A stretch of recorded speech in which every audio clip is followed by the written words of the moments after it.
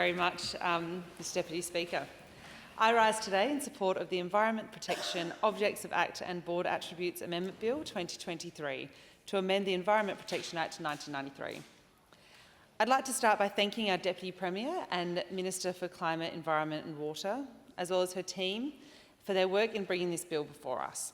As one of your portfolio responsibilities as Deputy Premier, I presume she's listening at home because who doesn't when they're homesick? This Parliament is simply made better by your leadership in continuing South Australia's proud history of direct action on climate change. Appreciation must also be given to all of those stakeholders who contributed to the consultation on this bill. I'd particularly like to highlight the ongoing work of the Premier's Climate Change Council and the Conservation Council South Australia for their support of this bill and ongoing work in this space. As I understand, some of South Australia's largest greenhouse gas emitters contributed to consultation on this bill and were also largely in support of strengthening the Environment Protection Act and policy. This consultation is further evidence that good government can bring along business on our journey towards decarbonisation. With more and more South Australians passionately demanding greater action on climate change, it should be clear to everyone in this place that even profit-driven business is turning towards more immediate decarbonisation. We know now more than ever that to say that addressing climate change is bad for business is simply not true.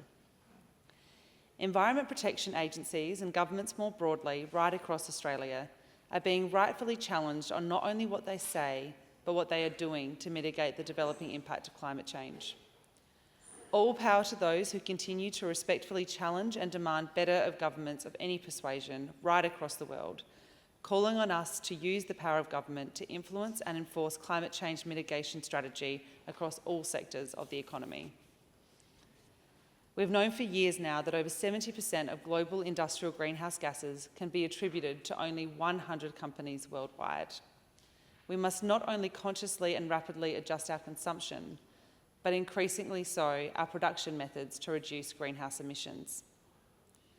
As South Australia's principal environmental regulator, the Environment Protection Authority will continue to play a key role in assisting our government to meet our commitment to stronger action on both climate change adaptation and climate change mitigation. This bill seeks to amend the Environment Protection Act to strengthen the Environment Protection Authority's existing powers to further consider climate change issues when administering the Act. Amendments included in this bill provide definitions for climate change mitigation, climate change adaptation and greenhouse gas emissions within Section 3 of the Act. Climate change mitigation and climate change adaptation are both necessary to responding to our changing climate. Further amendments included in this bill to Section 10 will strengthen the objects of the Act to specifically include addressing climate change adaptation and mitigation when the Act is administered. This bill also seeks to amend the Environment Protection Act to provide for the addition of climate change knowledge and expertise to the membership of the Environment Protection Authority's board. This amendment to Section 14B of the Act will require climate change adaptation or climate change mitigation experience as a required attribute of the membership of the board, ensuring that the necessary expertise is provided while the EPA carries out its important work.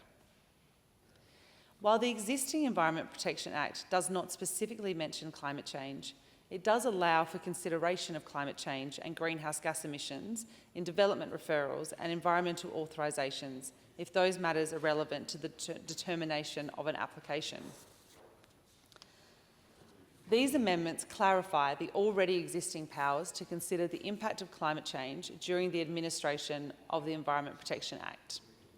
This is an important clarification and shows again how all of us as individuals, collectives, businesses big and small, and indeed our parliaments, should always consider our impact on the environment and the actions we can all take to reduce the effects of climate change. By better articulating the Environment Protection Authority's roles and responsibilities, this bill will empower the EPA to support our government in accomplishing our objectives in urgently addressing the climate crisis. We are utterly dependent on this earth. Consistent weather patterns, clean drinking water, fish in our oceans, crops in our fields and bees in our gardens. We need all of this to continue learning and growing as a global community. We need this, our children need this, and the next generation needs all of this. Not only do we obviously need our planet to survive, but we want to enjoy the beauty it all has to offer. We love the wilderness, we love our environment. South Australians enjoy our gorgeously diverse and welcoming environment each and every day. Last year, I had the absolute pleasure of touring the Marion Riding Club, absorbing the scenery of the Shepherds Hill Recreation Park in which they are situated. Whether on horseback or push bike or just my two little legs, well, they're not that little, they're pretty long and pretty tall. The people of Elder and nearby Waite and Davenport have a simply stunning background to enjoy our natural environment. And while on the flatter side, terrain-wise, the member for Gibson has some beautiful wetlands and beaches too. I, like much of my constituency, have also had the pleasure of enjoying the River Murray. I remember learning to kneeboard on the river. I'm yet to master wakeboarding. In fact, I'm absolutely terrible, and there are some excellent photos of me trying to wakeboard around. But I loved learning to kneeboard and soaking in just how important the Murray is as the lifeblood of South Australia, which I got to do a lot when I lived in Renmark for a year when I worked for the ABC. So much of our state's wealth and environmental sustainability comes from this river, and it must be protected. And the Malinauskas Labor government will do just that. We are committed to the Murray-Darling Basin Plan and will make the River Murray a priority for South Australia once again. By acting on every recommendation of the Murray-Darling Royal Commission and engaging with Aboriginal people on their water needs and interests, we have a plan to ensure our fair share of this precious water system, both today and for the next generation. Today, we acknowledge that while South Australia has a strong reputation for leading both our nation and the world when it comes to renewable energy, we must do more, and we must do it quickly. I am proud that for 16 years, under a Labor government, our state led Australia in renewable energy generation and moved away from our reliance on fossil fuels. In 2002, it was a Labor government that set the 26% renewables by 2020 target, harnessing the abundance of wind and solar resources our state has to offer. We didn't just reach that target, we more than doubled it by 2020. In 2007, it was a Labor government that introduced the Climate Change and Greenhouse Emissions Reduction Act, making South Australia the first state to legislate targets to reduce greenhouse emissions. In 2017, it was a Labor government that built the world's largest lithium-ion battery. And now, it will be a Malinauskas Labor government that builds a hydrogen power station, electrolyser and storage facility to generate clean energy and power new jobs and industry in South Australia. It has been Labor governments that have protected our environment, and we will build upon this legacy by taking ambitious and immediate action to address climate change. The Malinauskas Labor government's Hydrogen Jobs Plan, as already flagged, will deliver three key elements. A 200 megawatt hydrogen power station, harnessing South Australian renewable energy to supply cleaner and cheaper power to South Australian businesses, factories, manufacturers and miners, creating new jobs and helping attract new industry to our state.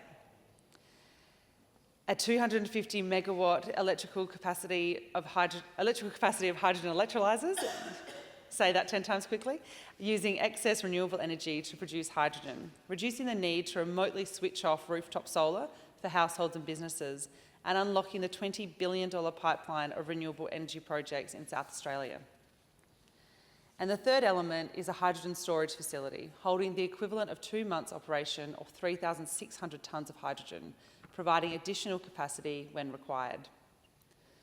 South Australia has a proud history of direct action on climate change under the leadership of Labor governments, not under the leadership of those opposite. Liberal governments have refused to recognise the reality of climate change that we are already facing, burying their heads in the sand while global temperatures and sea levels continue to rise. We won't bury our heads, Mr Deputy Speaker. This bill amends one of South Australia's most important pieces of environmental legislation.